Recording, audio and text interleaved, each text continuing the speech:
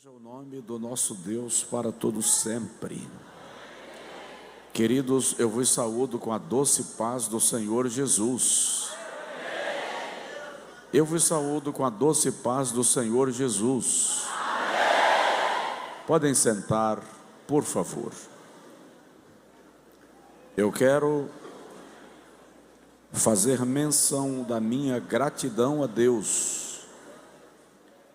pelo honroso privilégio de estar nesta noite convosco, numa festa que é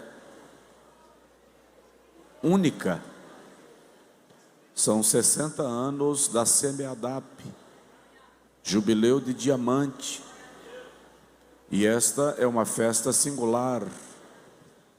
Se você puder, dá um toque no irmão do seu lado e diz para ele: parabéns pelos seus 60 anos.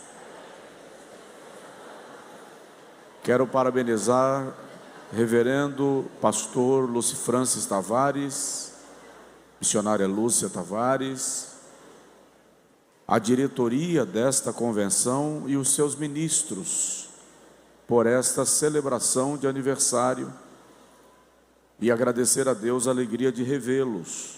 Bom revê-lo, missionária Lúcia, Deus abençoe, pastor Robson. Muito obrigado, que a mão de Deus permaneça sobre a vossa casa. As autoridades aqui presentes, o ilustríssimo senhor governador, o ilustríssimo senhor ministro, prefeito desta cidade, que Deus abençoe a vossa vida poderosamente, a vossa governança e o vosso governo. Que na função que os senhores ocupam, o Senhor derrame a sabedoria que esteve sobre José, a diligência que esteve sobre Daniel, a bravura que estava sobre Davi. O Senhor vos abençoe. Uma alegria conhecê-los. O Senhor vos abençoe. Pastor Eliseu, bom revê-lo. Deus abençoe sua vida. Eu disse para o pastor Eliseu que eu fui aluno EMAD, e uma vez aluno, para sempre aluno, né? Deus abençoe a sua vida. Pedrosa, bom lhe ver, amigo. Para lhe ouvir eu tenho que vir no Amapá, né, irmão? Nos Estados Unidos. São os lugares que a gente se encontra, né? Uma alegria vê-lo, tá? Deus abençoe sua vida em nome de Jesus. Pastores, respectivas esposas, bem como as respectivas esposas das autoridades mencionadas, Deus abençoe a cada um em nome de Jesus. E eu estou com a minha. Como já foi apresentado, eu já estive aqui em algumas ocasiões, mas nesta ocasião Deus me dá o privilégio de estar com a minha esposa, e nós agradecemos a Deus a dadivosa recepção de vocês. Foi desafiador. A nossa pequena, essa noite, deu uma crise de tosse muito forte, e eu conjecturo que foi emocional. Pai e mãe vão sair juntos, e ela ficou ruim, mas aqui estamos, e Deus seja para sempre louvado. Os irmãos que estão conosco através do online, não sei se rádio também está transmitindo, que Deus abençoe a todos. TV, canal 20, 22, internet, onde você estiver, Deus é onipresente, e a sua glória enche toda a terra. Diga amém. Abra comigo a sua Bíblia no livro do profeta Isaías. Livro do profeta Isaías, capítulo 54. Achei extraordinário o tema deste encontro de diamante. A visão é o que nos move. Na verdade, a visão te mostra para onde você está indo, onde você precisa chegar. Pergunte aí para o seu vizinho: em que direção você está caminhando? Em que direção você está caminhando? Eu estou desenvolvendo um projeto que vai alcançar a sua vida em nome de Jesus, mas pelas minhas contas ele vai me demandar os próximos 12 anos. E alguém falou comigo assim: como é que você faz um projeto para 12 anos? O amanhã pertence a Deus. Eu disse: é verdade, mas o planejar pertence a mim. A Bíblia diz assim: aos homens pertencem os planos. É óbvio, a resposta certa vem de Deus, mas o homem precisa planejar. Então, qual a sua visão para os próximos 3 anos? Qual a sua visão para os próximos 5 anos? Qual a sua visão para os próximos 10 anos? O amanhã pertence a Deus, mas o hoje é presente. E como diz o nome, e alguém já fez essa colocação, presente é dádiva, é mimo. Deus lhe deu um presente.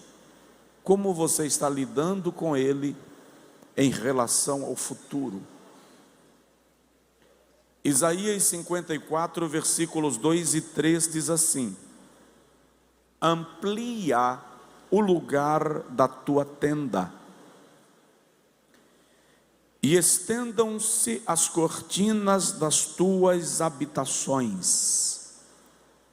Não o impeças, alonga as tuas cordas, e fixa bem as tuas estacas, porque transbordarás para a direita e para a esquerda, e a tua descendência possuirá as nações, e fará que sejam habitadas as cidades assoladas. Diga amém. Amplia o lugar da tua tenda, e estendam-se as cortinas das tuas habitações. Preste atenção nisto. Não impeças. Alonga as tuas cordas e firma bem as tuas estacas, porque transbordarás. Diga comigo: porque transbordarás. O Senhor está dizendo: você vai crescer, eu vou te fazer ampliar para a direita e para a esquerda. E a promessa não é só para você. A tua descendência possuirá as nações, e fará que sejam habitadas as cidades assoladas. Diga comigo: Senhor Jesus, fala comigo. Amém. Eu sei que há outras autoridades aqui presentes, e eu não fiz menção delas de maneira mais detalhada, por uma questão de gestão de tempo, mas eu quero mencioná-los com alegria. E, naturalmente, se mencionei o governador do estado, mencionei todas as autoridades que estão sob sua autoridade. Que Deus abençoe a vossa vida, em nome de Jesus. A visão é o que nos move. Outro dia eu disse para alguns jovens que a minha geração não tinha iPhone.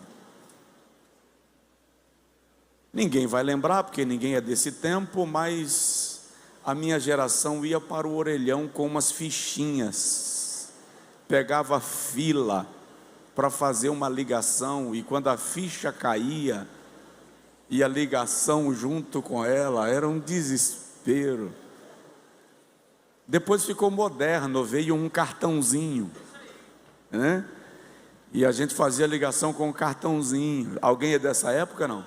Os jovens estão olhando para nós e perguntando de que planeta eu vim. nós não usávamos carros elétricos, nós não tínhamos acesso a computadores. Eu ainda lembro da minha primeira máquina de datilografar. E a minha filha perguntou: você pode me colocar na internet para eu ver o que é isso?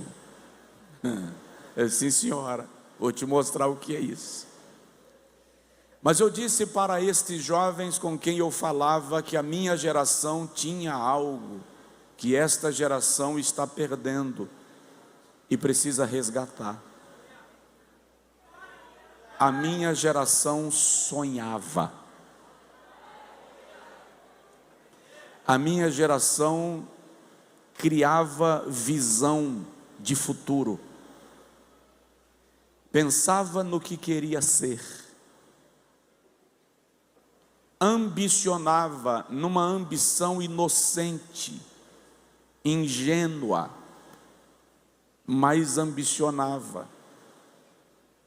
Quais são os seus sonhos? O que você planeja para você?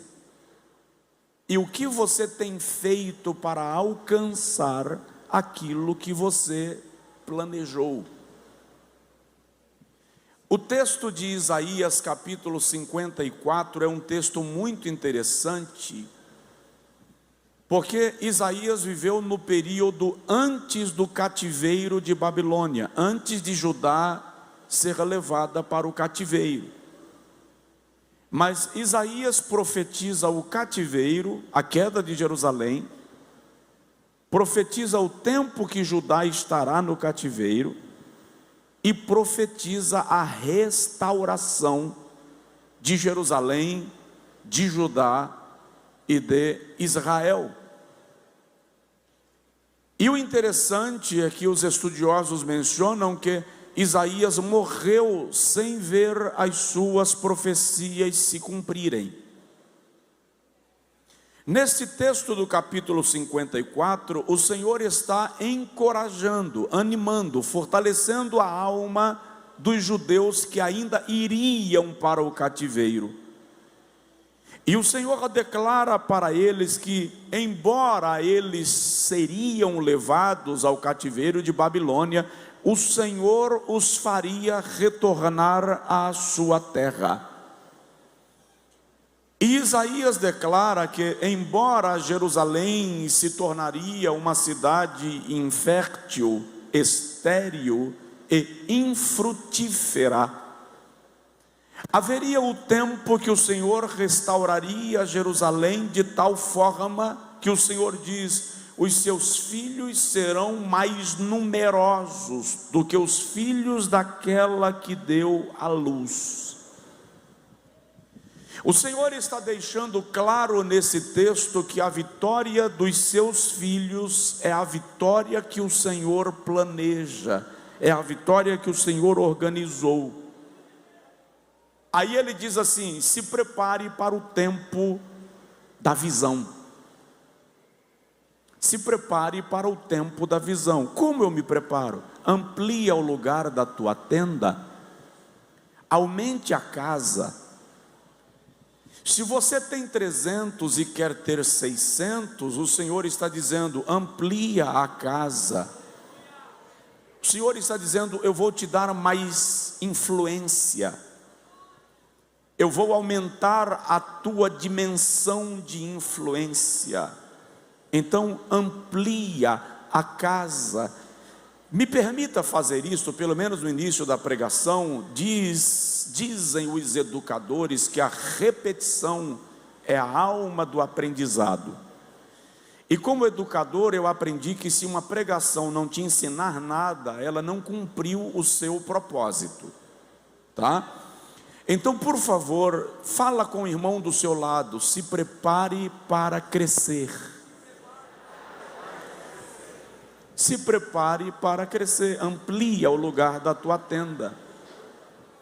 E esse crescimento, o Senhor diz assim: estendam-se as cortinas das tuas habitações, estabeleça novos alvos, novas metas. aumente o seu gráfico, potencialize a sua movimentação, estendam as cordas, porque para ampliar a tenda, as cordas de sustentação precisam ser alongadas. E o Senhor diz: firma bem as tuas estacas. Por quê? Porque crescer para cima sem crescer para baixo é perigoso. Então o Senhor está dizendo: trabalhe o seu fundamento, trabalhe a sua base, porque o que vai te dar sustentação não é a tua altura, é a tua profundidade. A tua altura te torna visto, a tua profundidade te torna profínquo. Fixa as tuas estacas. Por quê?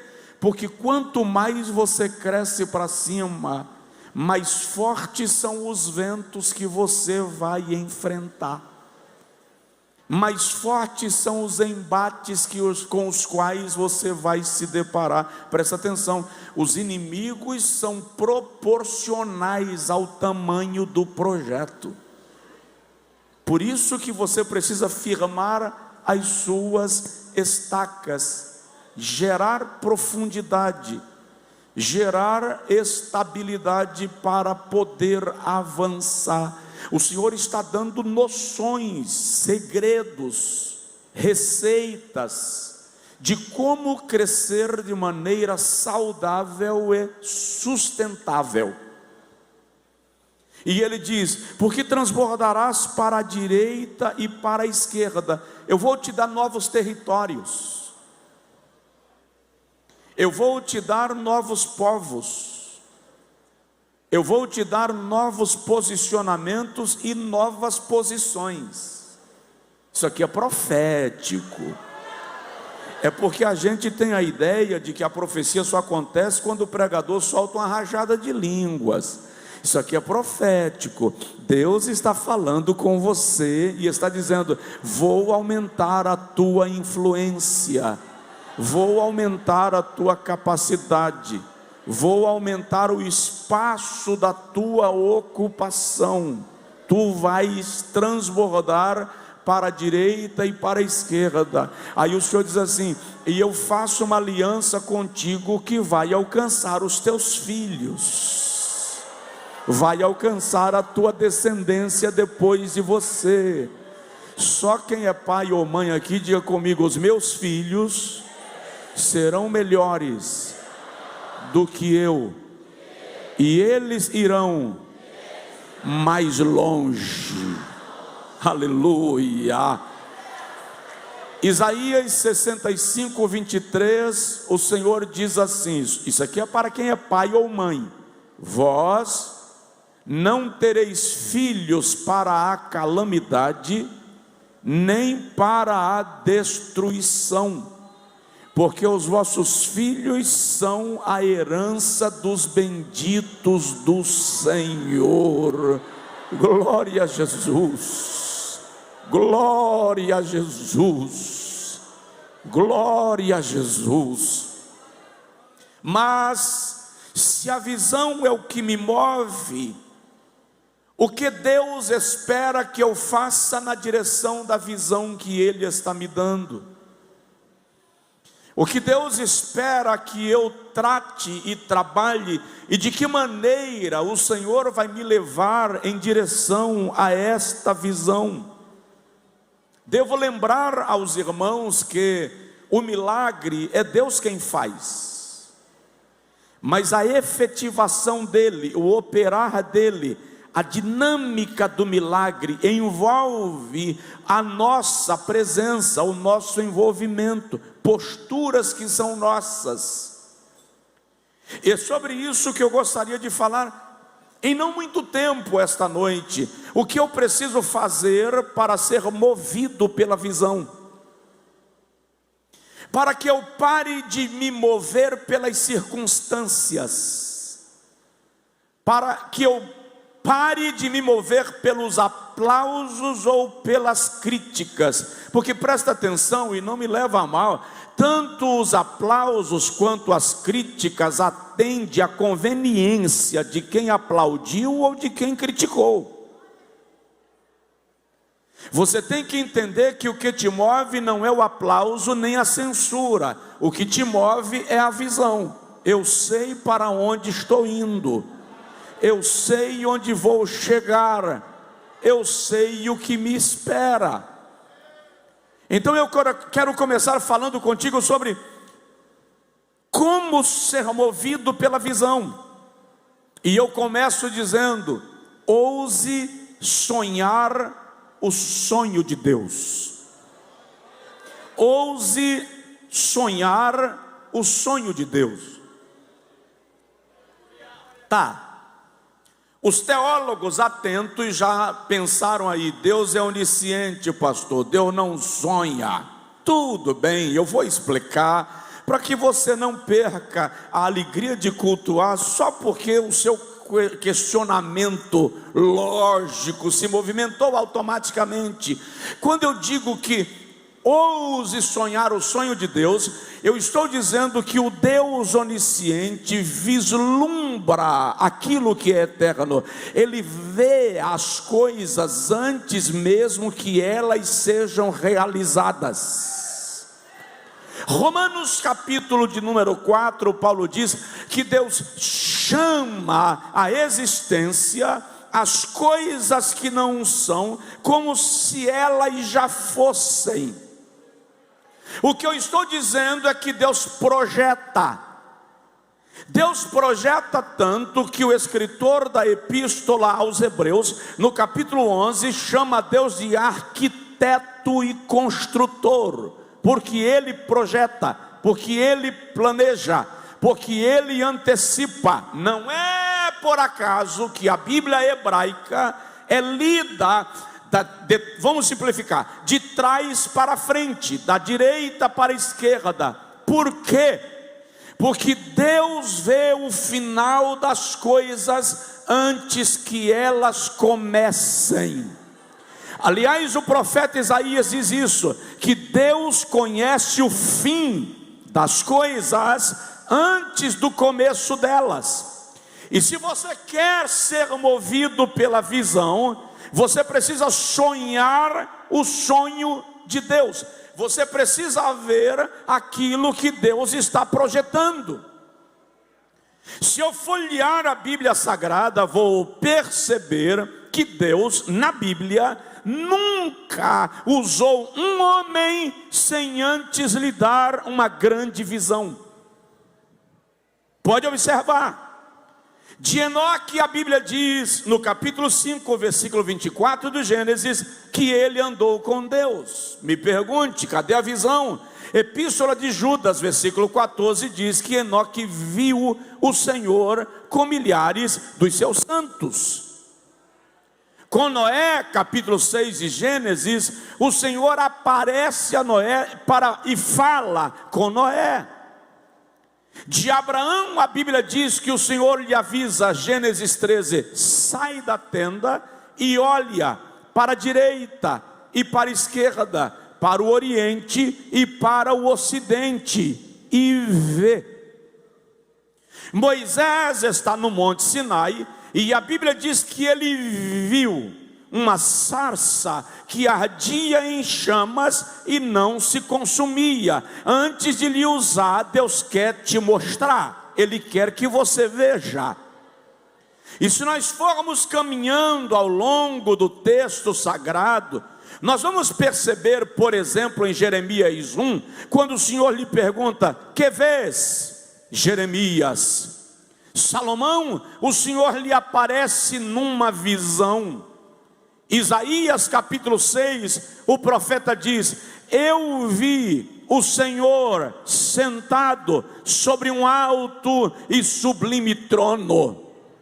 Ezequiel capítulo 1, Ezequiel diz: eu estava às margens do grande rio, o rio Quebar, e eu vi visões de Deus. Daniel diz: eu estava olhando nas minhas visões noturnas, capítulo 10, capítulo 7, capítulo 8, e vi. Se nós viermos para o Novo Testamento, o Senhor aparece a Saulo numa visão incrível, tira-lhe a visão, para que ele entenda o poder de Deus de dar uma nova visão. Pedro estava orando na cobertura da casa, e lhe aparece um anjo trazendo um lençol com comida, que a lei proibia Pedro comer. E o anjo diz: come. E Pedro diz: eu não posso comer aquilo que é impuro. E o anjo lhe diz: como chamas de impuro aquilo a que Deus já santificou? O Senhor quer te dar uma grande visão, para que você se envolva com o seu reino.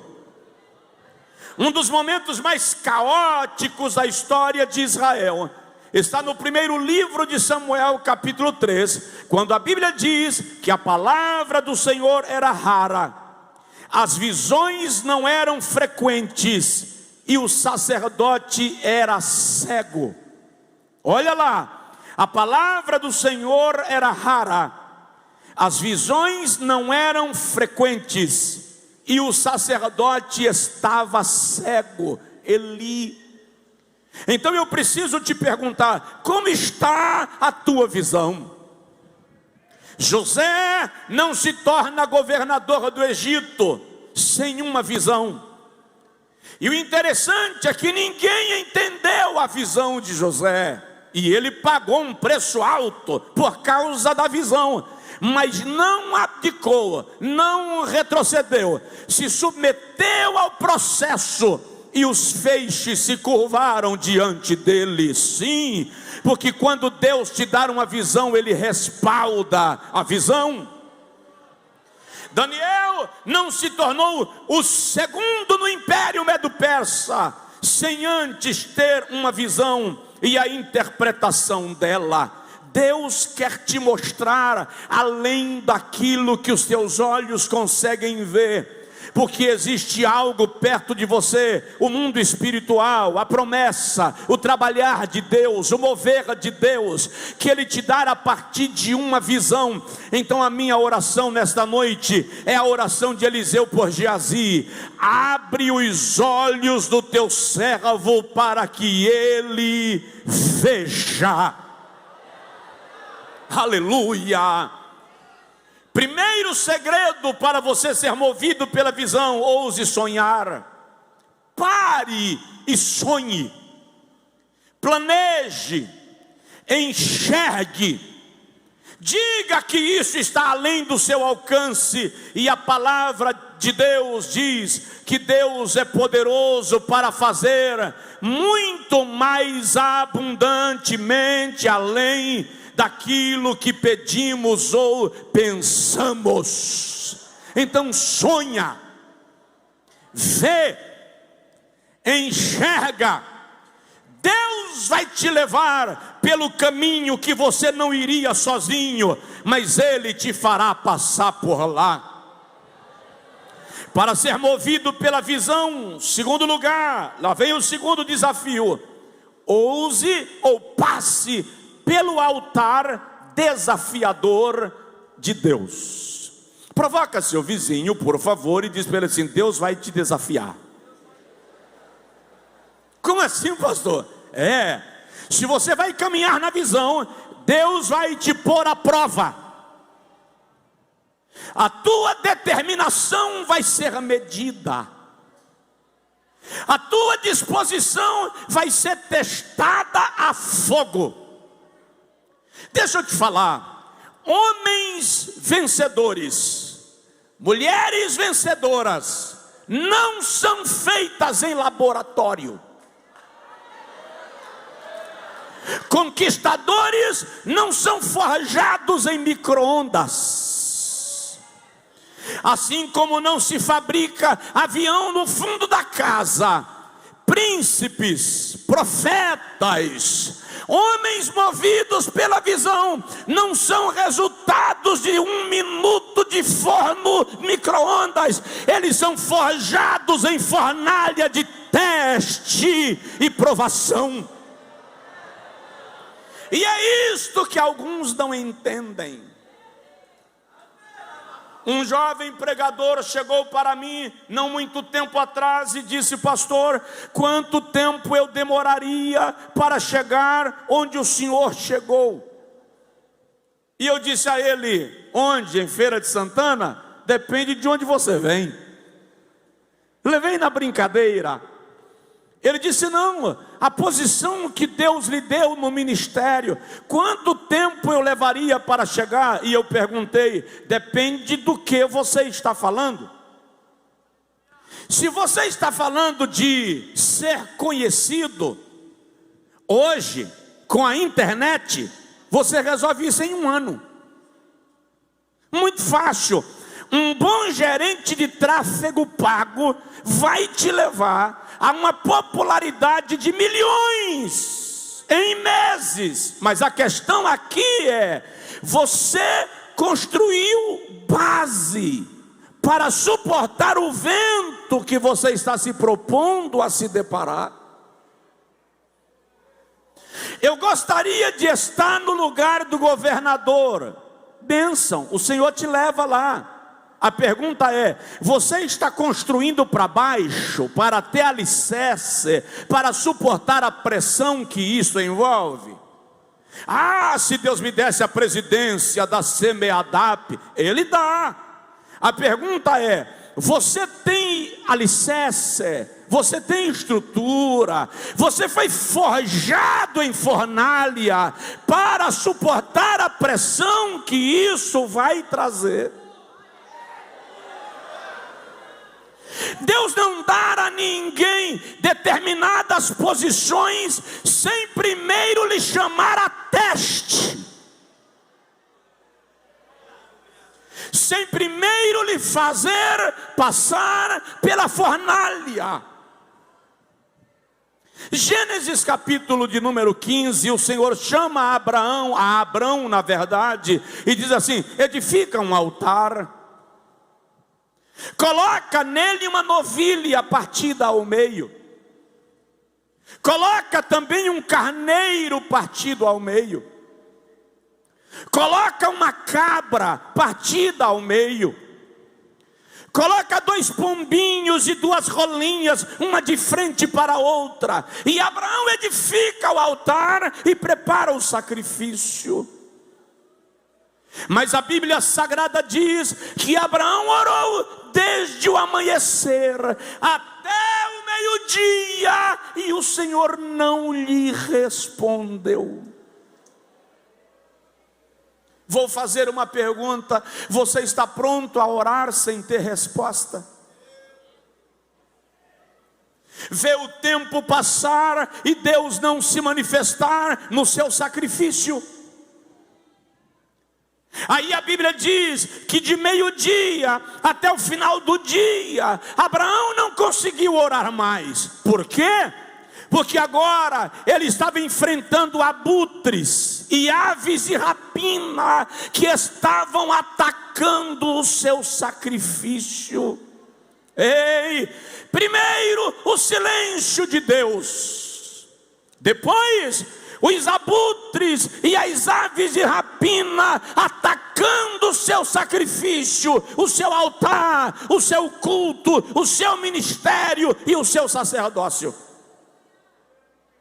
E Abraão passa a tarde enxotando aqueles que atacavam o seu sacrifício. E a Bíblia diz que no cair da tarde ele foi tomado de densas trevas e grande angústia e dormiu. Tomado ao pé da letra, desmaiou. A pressão foi tão grande que Abraão desabou, ele apagou. E eu te pergunto: você já se preparou para lidar com as aves de rapina?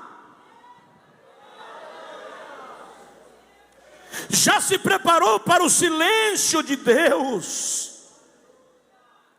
E às vezes você é tomado de tamanha angústia que você não aguenta e desaba. E a Bíblia diz que enquanto Abraão dormia, o fogo desceu do céu e queimou o holocausto e o sacrifício, e Abraão acordou com a fumaça subindo à presença de Deus. E eu te digo, pode demorar, mas Deus vai responder. Pode demorar, mas Ele vai se manifestar. Seja movido pela visão, mas Deus vai te desafiar. Aí um dia o Senhor chega para Abraão e diz assim, Gênesis 22, toma teu filho Isaque, teu único filho, a quem tu amas, leva-o a Moriá e oferece-o a mim em holocausto. E o texto diz que Abraão levantou de manhã bem cedo. Abraão sabe o que é holocausto, irmão. Eu já vi pregador dizer que oferecer Isaque no altar era chegar e apresentar a criança ao Senhor. Por favor, era colocar sobre o altar, enfiar o cutelo numa região letal, o sangue ia jorrar, o cordeiro ia agonizar, e Abraão teria que fazer isso com alegria, porque era para Deus. Pergunta para o seu vizinho aí, você iria? Tem gente aqui esta noite, alguns acompanhando pelo canal de TV, outros pela internet. O processo que você está passando é Deus te pondo a teste. Por quê? Porque você só vai se mover pela visão quando você passar pelo lugar estreito para aprender a depender de Deus.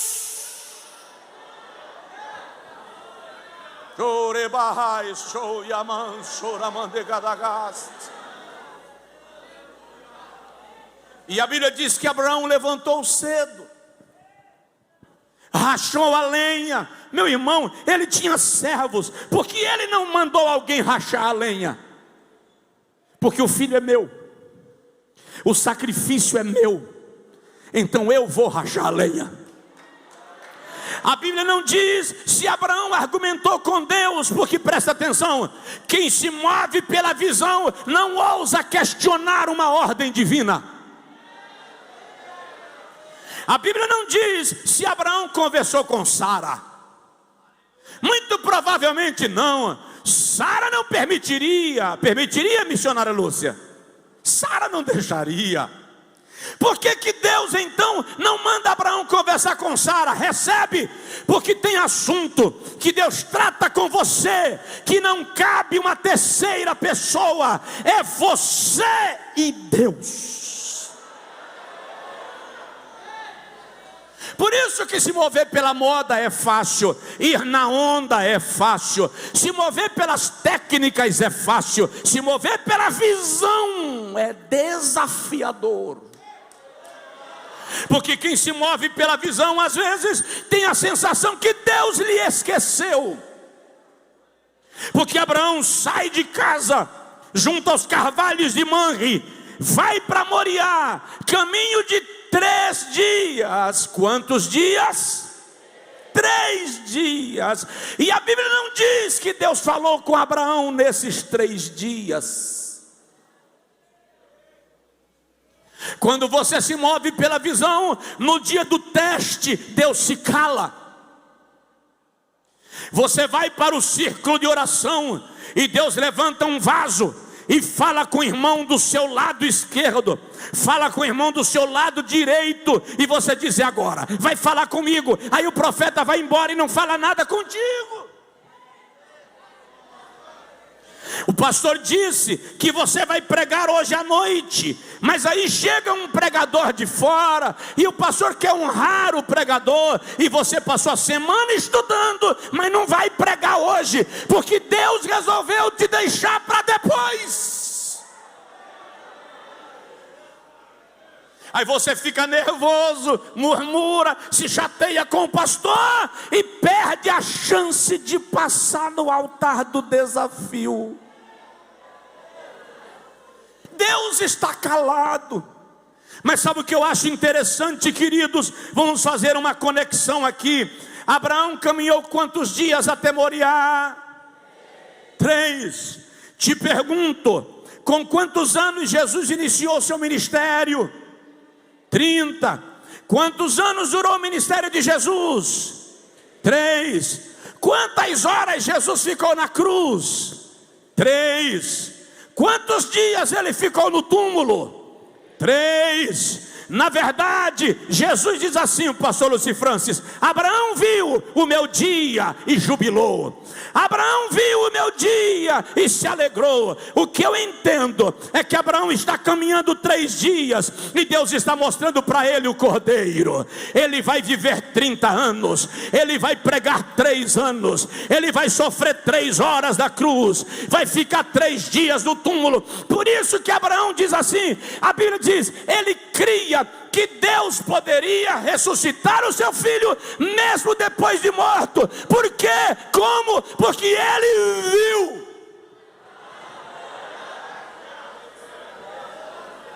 De modo que quando ele sobe Moriá, Isaac diz assim: papai, aqui está o fogo, o cutelo e a lenha. Mas onde está o cordeiro do holocausto? A resposta de Abraão não é desprovida de entendimento espiritual. Ele diz: Deus já providenciou, Deus proveu, Deus já tomou conta, apenas sobe. E eles iam subindo, só que chega no Moriá, não dá para colocar Isaac no altar sem explicar para ele. Isaac não é uma criança. Os estudiosos sugerem que Isaac já tinha cerca de 30 anos aqui. Ele poderia muito bem dizer para o pai: não, você vai oferecer seu sacrifício não comigo. Mas Isaac é o filho da obediência, e ele se coloca no altar. E Abraão ora, e eu imagino o coração de Abraão: ai, irmão, eu sou pai. O coração de Abraão certamente estava estremecido.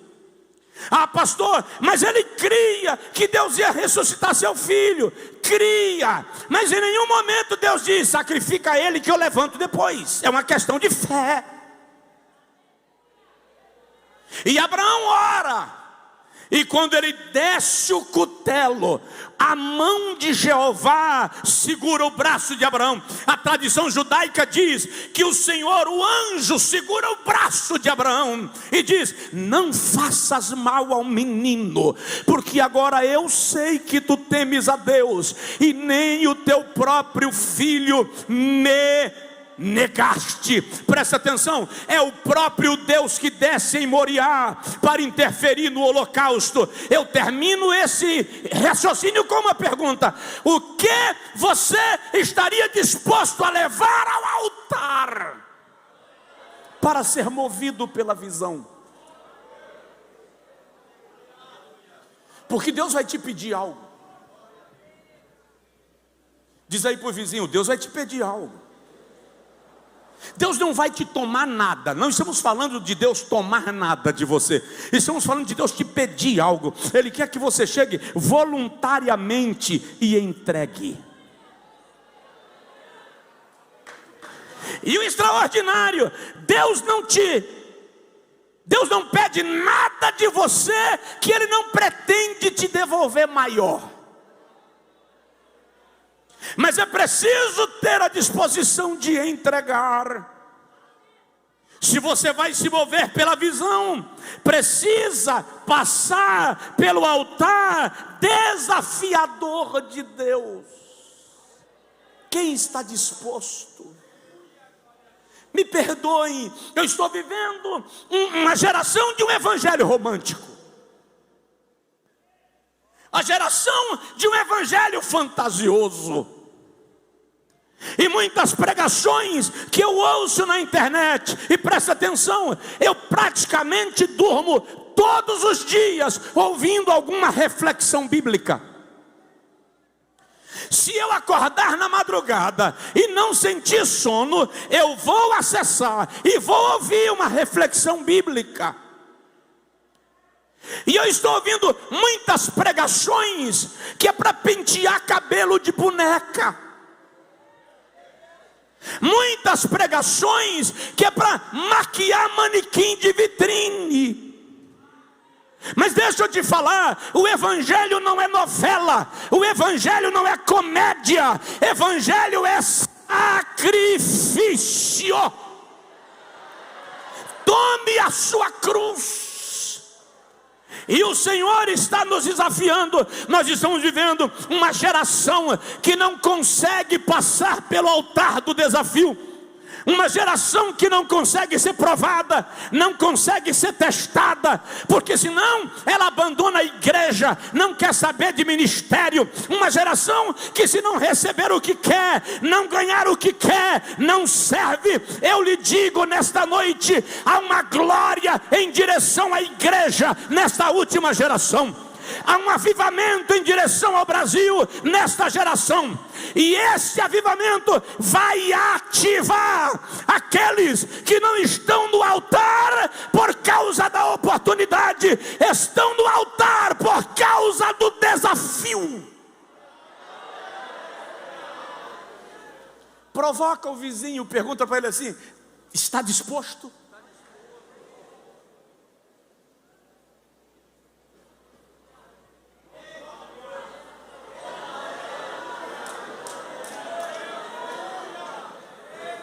Eu vou concluir, eu não vou dizer tudo. Eu não sei até que ponto nós aguentamos tudo.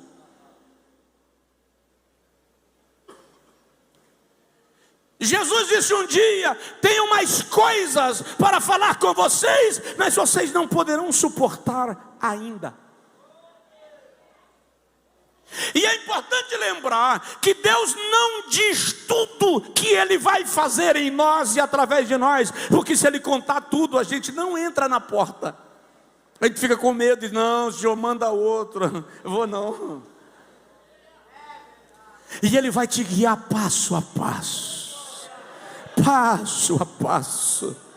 Passa pelo altar do desafio de Deus. Em que fase você está na vida? Que luta você está passando? Qual é o processo que você está sendo envolvido hoje? Eu não sei. Eu só sei que Deus está te fazendo passar pelo desafio. Aguenta firme. Não pare. Não desanime. Não caia. Não desista. Não retroceda. Ah, pastor, tenho a sensação que Deus tirou a unção de sobre mim.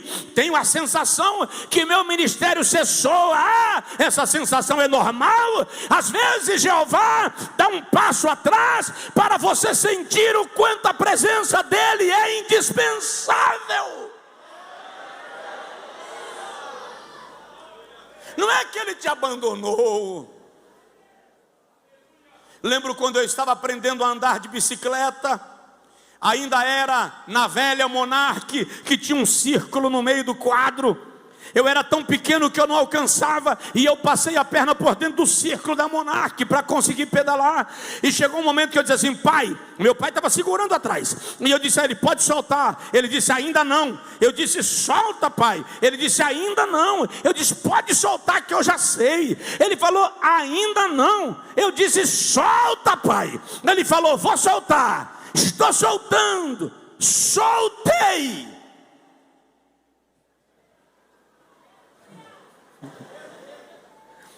Eu bati no muro de uma casa, caí por cima do muro do outro lado, me arranhei por inteiro.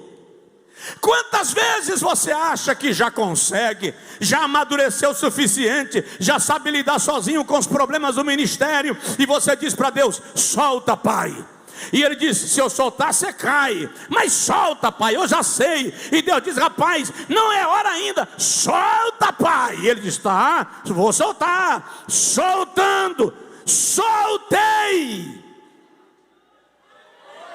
O mundo se acabou. Dependência é o segredo de quem vai para o altar do desafio. o tempo inteiro dizendo a Deus: eis-me aqui, eu estou na tua mão, me ajuda, me dá vitória, me leva ao lugar que o Senhor quer me levar. Só quem pode dar glória a Deus faz isso. Quem está através da TV, quem está no online, dê glórias ao Senhor. Diga para mim: a visão é o que me move. Então, primeiro, ouse sonhar. Segundo, passe pelo altar do desafio. Terceiro, se a visão é o que te move, vença o opositor do reino. Depois do altar, certamente Satanás vai te confrontar. Sempre que você se propuser a fazer algo para Deus, Satanás vai reagir. E nós aprendemos, em nome do pensamento medieval da igreja, que Satanás vai aparecer com uma cauda, com a seta na ponta, dentes proeminentes, jogando fumaça pelas narinas. E às vezes ele aparece tão bonitinho. Raramente o diabo vai te aparecer com cara de diabo. Ele vai te confrontar com cara de gente boa. É uma oportunidade, uma amizade, um relacionamento, uma cantada. Você precisa vencer o opositor do reino. Marcos capítulo 3, versículo 27 diz: ninguém pode entrar na casa do valente sem antes arrombar a porta, invadir a casa, amarrar o valente e lhe tomar os bens à força. Nós estamos falando de batalha espiritual. Nós estamos falando do inimigo que rouba, mata e destrói. Vença o opositor do reino. Jó teve que enfrentá-lo. Satanás acusa Jó de servir a Deus por interesse. Por permissão divina, Satanás destrói tudo o que Jó tem. Seus filhos morrem. E quando Jó perde tudo, ele diz: o Senhor me deu, o Senhor me tomou. Louvado seja o nome do Senhor. Eu acho que nenhum homem deixou o diabo tão confuso no Antigo Testamento como Jó. Satanás não entende Jó até hoje. Não há explicação. De repente Jó é ferido de uma enfermidade maligna. A ciência moderna denomina aquela enfermidade de uma doença rara chamada furunculose estafilocócica generalizada. Até na boca de Jó havia tumores purulentos, e ele diz isso ao longo do livro. Os amigos de Jó se aproximam para consolá-lo e lhe acusam. Você não entende que às vezes o comportamento do teu amigo faz parte da afronta de Satanás contra você. E eles dizem a Jó: você pecou, não é possível, Deus não te entregaria a tanto sofrimento se você não tivesse feito algo muito sério. O outro diz: os teus filhos eram iníquos. O outro diz: você cobiçou a mulher do próximo. E vão acusando Jó. De repente Jó diz assim: eu sei de uma coisa que vocês não sabem.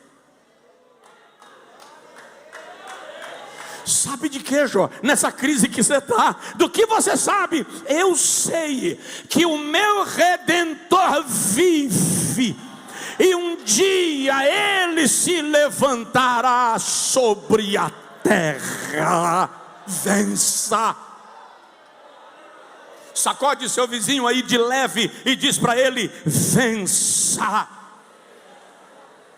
Sabe o que é interessante? Um dia Jesus chegou para Pedro, lá em Lucas capítulo 22, versículo 31. E Jesus disse assim: ô Pedro, Satanás me pediu para vos cirandar. Satanás me pediu literalmente para vos peneirar. Só quem já trabalhou lá na lavoura peneirando, ou como servente de pedreiro, sabe o que é peneirar. Satanás me pediu para sacudir vocês. Aí Jesus diz assim: mas olha, Pedro, eu roguei por ti. Interessante, Satanás não pediu apenas para cirandar com Pedro, ele pediu para cirandar com todos. Mas Jesus, conhecendo a fragilidade de Pedro, disse: eu roguei por ti, para que a tua fé não desfaleça. Sabe qual foi a única queixa de Jó no livro? Presta atenção. Jó chora 5 vezes com saudade dos seus filhos. 5 vezes que o texto relata. 3 vezes Jó se queixa da ausência da sua esposa. Mas Jó não faz uma queixa contra Deus. Tem uma apenas no capítulo 9, versículo 22, quando ele diz assim: se eu tivesse sacerdote, se eu tivesse intercessor, se eu tivesse advogado que pleiteasse a minha causa diante do Todo-Poderoso, eu não estaria nesta situação. Eu lhe pergunto, de quem Jó sentiu falta? Jó sentiu falta de Jesus. Aí lá no Novo Testamento Jesus diz assim: Pedro, Satanás pediu para fazer com vocês o que fez com Jó, mas eu entrei na frente, eu interferi e roguei por tua causa. Levante assim a mão, por favor, e diga comigo: eu declaro toda força do maligno cairá por terra, em nome de Jesus. Diz para o seu vizinho: você tem sacerdote.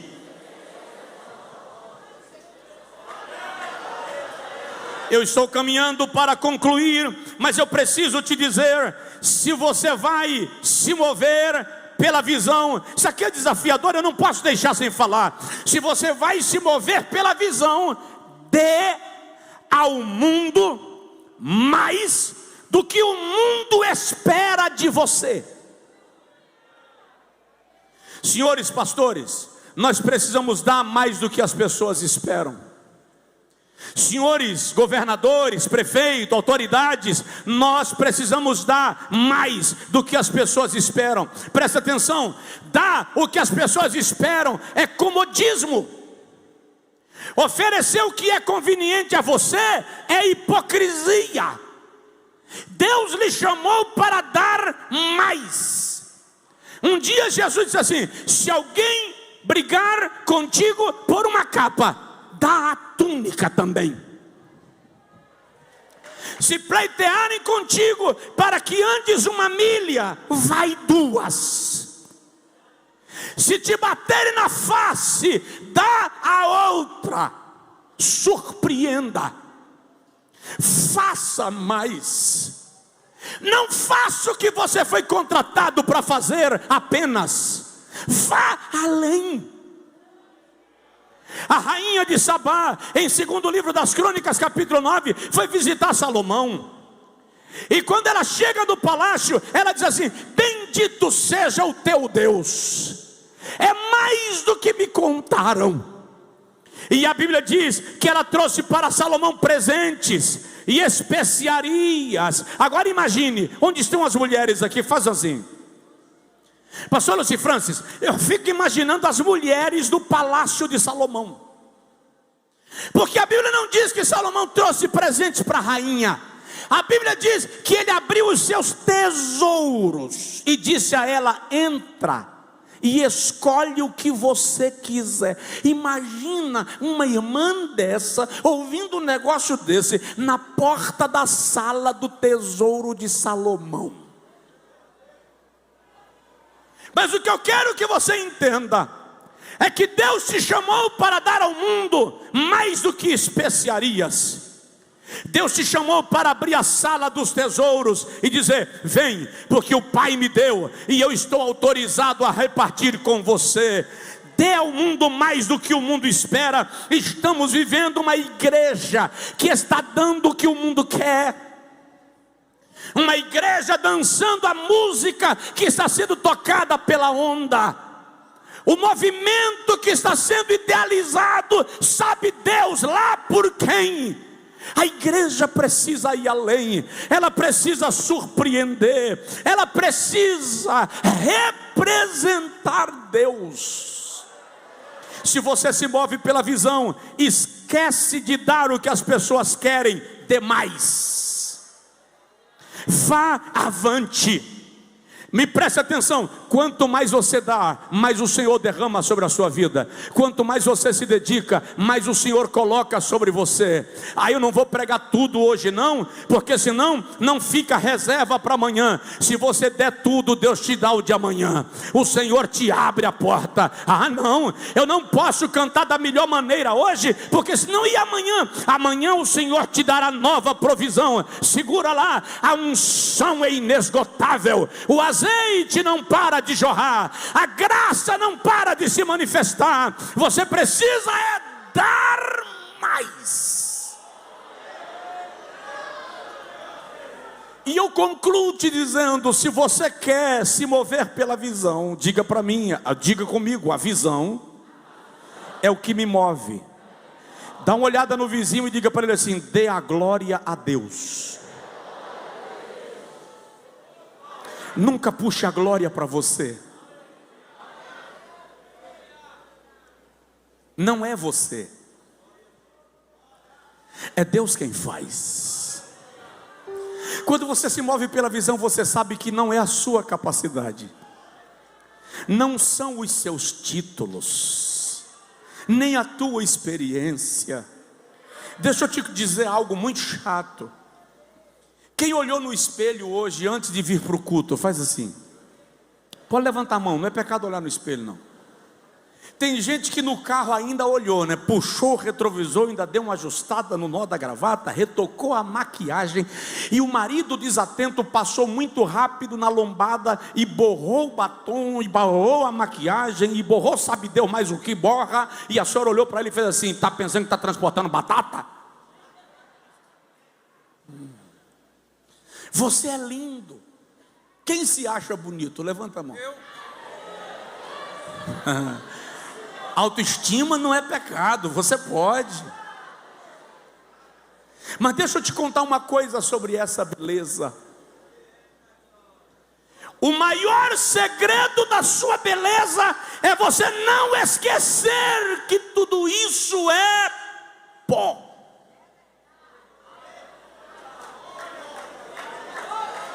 Esses olhos verdes, azuis, caramelados, esses olhos amendoados e enegrecidos, é pó. Essa cabeleira farta, essa que não existe mais porque já caiu, tudo isso passa. A esbelteza é pó. Se o fôlego da vida cessar hoje, tua família te ama, teus filhos te amam, teus pais te amam, mas se o fôlego da vida cessar hoje, ninguém te quer dentro de casa por mais de um dia. Por quê? Porque dentro do nosso organismo existem milhões de bactérias chamadas cadaverinas, adormecidas. Elas estão esperando apenas a circulação sanguínea parar e o oxigênio parar de cumprir seu papel no organismo.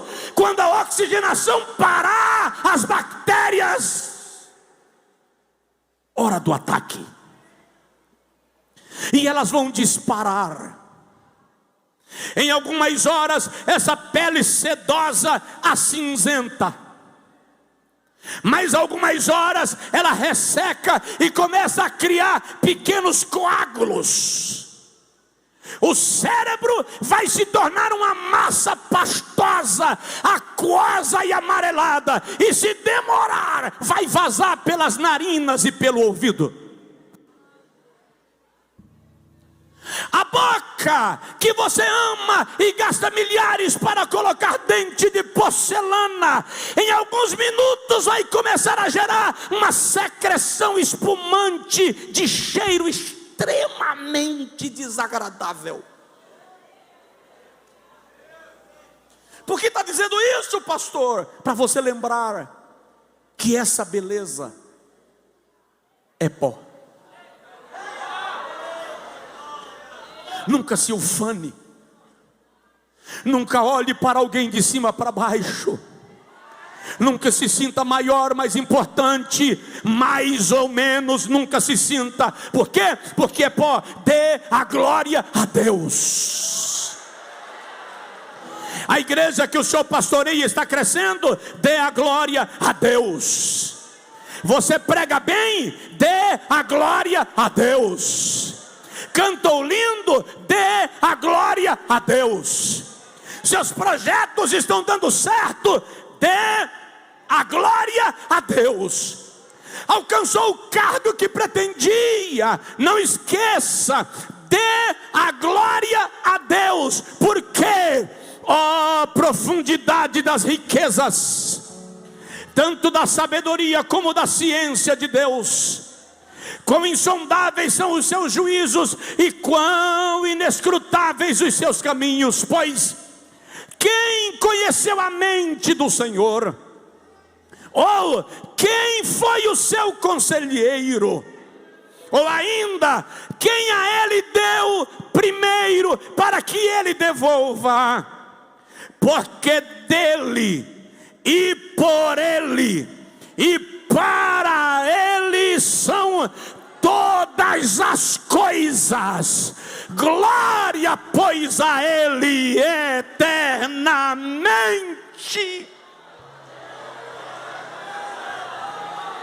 Se coloca de pé quem puder. Eu me movo pela visão, então a glória é de Deus, o aplauso é do Senhor, a adoração é do Senhor, a glória, o louvor e a honra são do Senhor. Nunca se sinta mais do que realmente é pó. Por quê? Porque ele pode fazer a jumenta falar se o profeta ficar cego. Aliás, desculpa a grosseria, ele faz a jumenta falar se o profeta fica burro. Das pedras ele levanta filhos. Se eu não glorificar, as pedras glorificam. A Bíblia diz no Salmo 148 que até as minhocas adoram a Deus do subsolo. A glória é dele. Erga um pouquinho a sua mão ao céu e tribute a ele a glória. Só quem se move pela visão consegue tributar a ele a glória de todo o coração. Só quem se move pela visão consegue reconhecer que tudo é dele, que tudo é por ele, que tudo é para ele.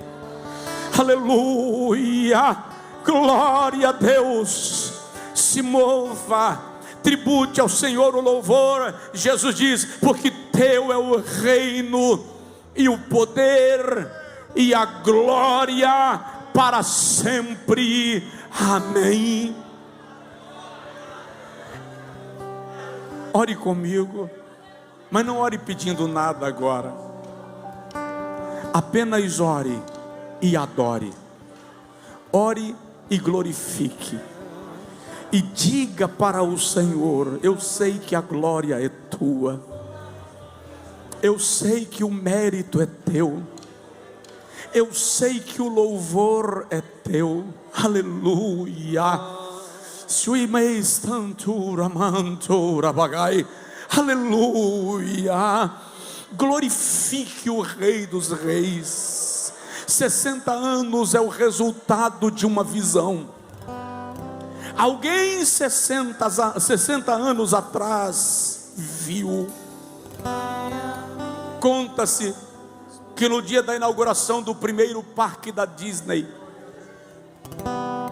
a viúva de Walt Disney estava na cerimônia, e o engenheiro que conduziu a obra, olhando para ela, disse: que pena que o Walt Disney morreu antes de ver o seu sonho realizado.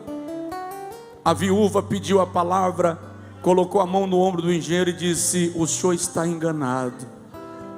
Ele viu. Ele viu. Veja, veja. Abra os olhos do seu coração e veja.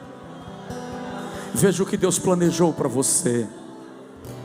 As coisas que os olhos não viram, ouvidos não ouviram, são as coisas que Deus preparou para aqueles que o amam, mas Ele não-las revelou pelo seu Espírito.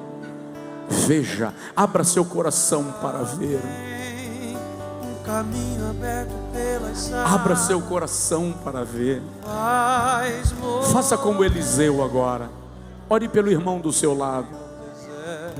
Pode cantar, não que ele seja Gehazi, mas ora por ele e diz a Deus: abre a visão do meu irmão, abre a visão da minha irmã, abre a visão da minha esposa, abre a visão do meu marido.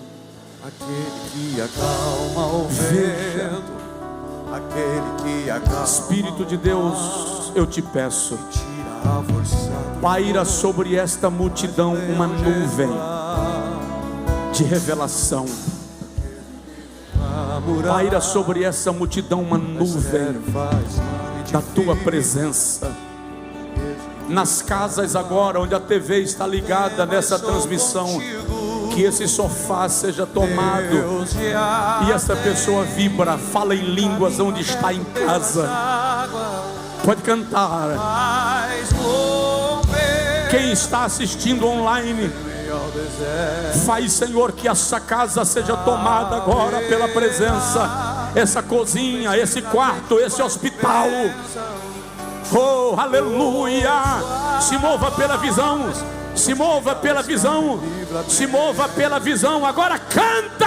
Deus já tem um caminho aberto pelas águas. Vai romper muitas fontes em meio ao deserto. Haverá nuvens que trazem chuva de bênção. Ouço a voz, Deus te dá escape e livramento. Aquele que acalma o vento, aquele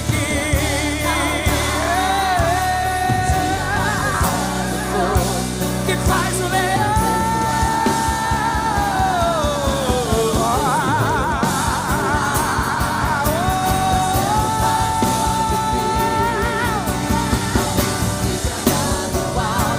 A igreja que tem visão canta, celebra e adora. Deus já tem um caminho aberto pelas águas. Ele já tem.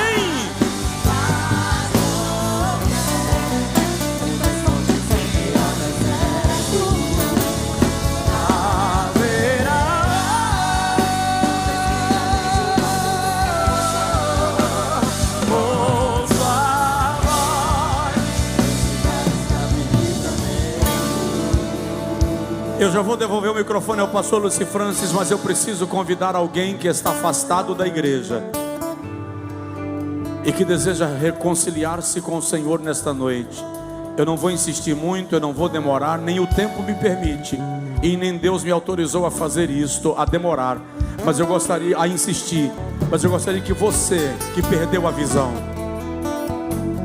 você que ficou confuso no caminho e desanimou, vem à frente agora. Renova a tua aliança e o teu pacto com Deus. Está chegando aqui um rapaz. Eu gostaria que alguém estivesse ali dando suporte espiritual. Onde está mais alguém?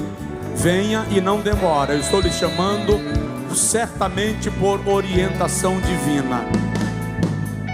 Se tiver vindo mais alguém, acena com a mão e me avisa. que às vezes são irmãos vindo dar apoio, para que eu não confunda. Se tem alguém vindo à frente, renovando sua aliança com Jesus, entregando sua vida ao Senhor, dá um sinal. Vem cá, minha irmã, por favor. Aqui está vindo a segunda preciosa vida. A igreja da glória, a igreja celebra, em nome de Jesus. Vem, renova a tua aliança com Deus, renova teu pacto. Deus vai renovar a tua visão, vai renovar a aliança contigo. Você que ainda não entregou a tua vida a Jesus, você que ainda não fez uma entrega da sua vida a Jesus, sai do seu lugar, dá um sinalzinho assim. Nós vamos orar em seu favor nesta noite. Se tem mais alguém, venha. Eu já vou devolver o microfone ao pastor. A visão é o que nos move. E eu devo lembrar que a visão primária desta igreja são almas para Cristo. Tem mais alguém que vem? Está vindo ali uma jovem. Alguém lhe ajude a chegar, por gentileza. Pessoas que estão renovando sua aliança, entregando sua vida a Jesus, se reconciliando com Deus, entregando a Jesus, ao Senhor Jesus, o seu coração. Venha, Ele vai mudar a sua vida, Ele vai mudar a sua história. Enquanto o irmão Emerson canta esse refrão, eu aguardo e já devolvo o microfone ao pastor da igreja. Tem mais alguém? Ali está vindo um senhor no corredor. Venha, nós vamos orar em seu favor. O Senhor conquista a sua alma e restaura a sua vida. Se possível, um irmão encontra ou acompanha ele. Por favor, encontra ou acompanha, em nome de Jesus. Muito obrigado, Deus abençoe. Mais alguém? Sua vida é preciosa para Deus. E a Bíblia diz que hoje é o dia da salvação e agora é o tempo aceitável. Eu vou convidar mais uma vez. Se estiver vindo mais alguém, acena assim com a mãe, me avisa. Ou o irmão que estiver vindo com ele ou com ela, me avisa que está vindo com alguém. Está vindo mais uma jovem aqui. Glória a Jesus. A igreja dá um brado de glória a Deus por estas vidas. Pois da sua vida